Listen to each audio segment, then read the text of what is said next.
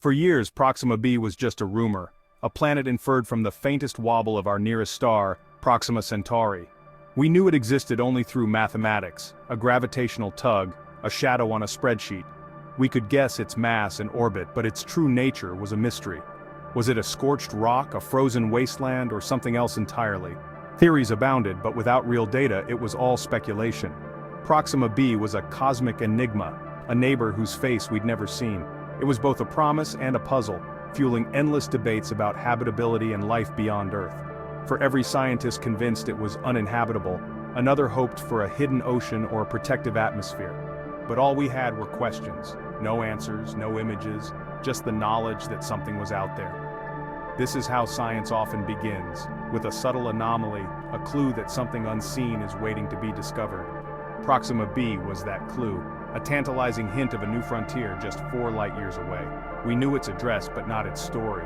That changed when we pointed our most powerful eye at it. The era of guessing was over. We were ready to turn a ghost into a world. Enter the James Webb Space Telescope, a revolution, not just a telescope. Its mission was to peer into the universe's past, but we aimed it at Proxima Centauri. We wanted more than a planet, we wanted a world. Webb's infrared vision cut through cosmic dust, revealing Proxima B as a marbled sphere, not just a data point.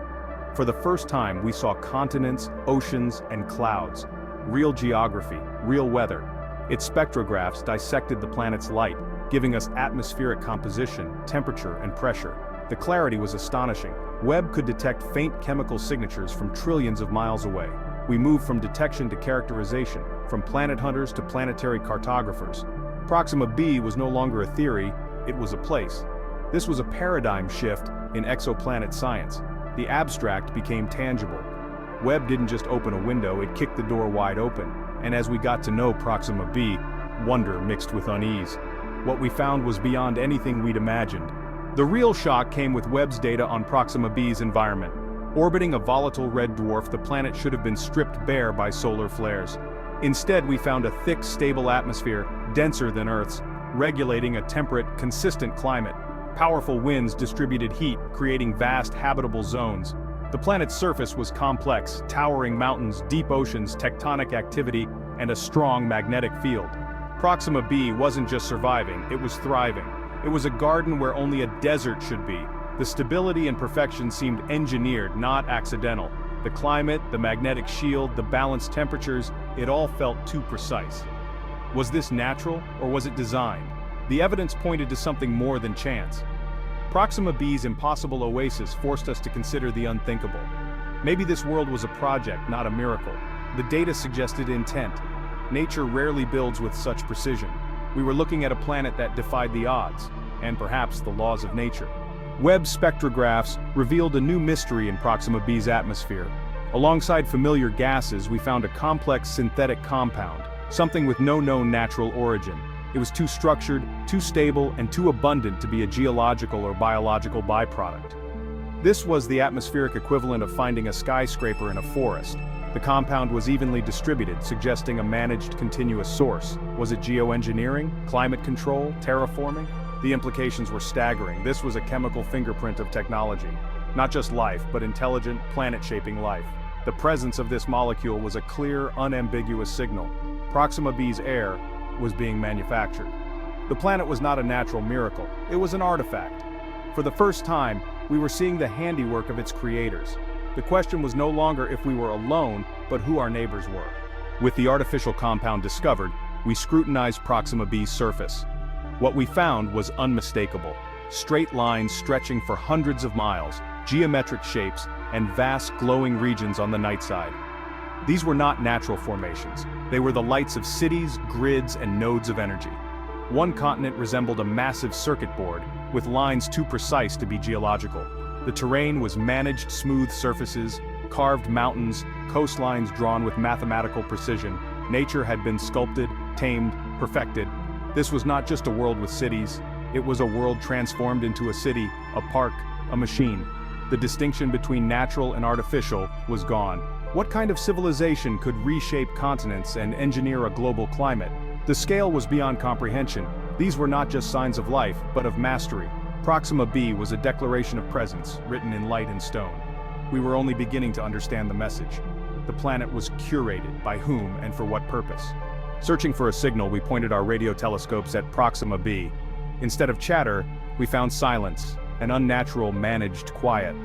The region around Proxima B was cleaner and quieter than any other part of the sky. It was as if the system was inside a soundproof room with all natural emissions suppressed. This wasn't absence, it was active concealment. A cone of silence requiring immense technology. They weren't hiding from us, they were hiding themselves. Why would a civilization go to such lengths? The silence was a message, stay away. It was a do not disturb sign on a cosmic scale. This forced us to reconsider our own noisy broadcasts into the void. Maybe advanced civilizations choose silence for a reason. The quiet was a warning, a lesson in humility. The universe, it seemed, rewards caution, and Proxima B was teaching us to listen, not shout. The silence wasn't perfect. Tiny residual signals slipped through. We fed this static into our most advanced AI, searching for patterns. The AI found one, a complex repeating sequence buried in the noise. It wasn't a language, but it was structured, compressed data. The pattern matched universal distress signals, the chemical signature of pain, the math of collapse, the decay of failing systems. This was not a greeting, but a warning, a record of catastrophe. The AI cross-referenced the signal with models of climate disaster and societal collapse. The message was a testament. A civilization had faced ruin. The planet machine was running on autopilot, maintaining a perfect world with no one left to enjoy it. The silence was not to hide their presence, but to mourn their absence. The glowing cities, the engineered air. Were we seeing a memorial, not a metropolis? Proxima B was a ghost world, its message a cautionary tale. The writing on the wall was clear. This was not our future, but their past. The lesson was stark. Even the greatest civilizations can fall, and their silence was their final warning. As if the ghost world wasn't enough, Webb revealed one last marvel, a ring encircling Proxima B's equator. This was no natural ring, but a solid, metallic structure, thin, flawless, and impossibly strong. It reflected starlight with unnatural purity, perfectly synchronized with the planet's rotation. Its material was unknown, its engineering beyond comprehension.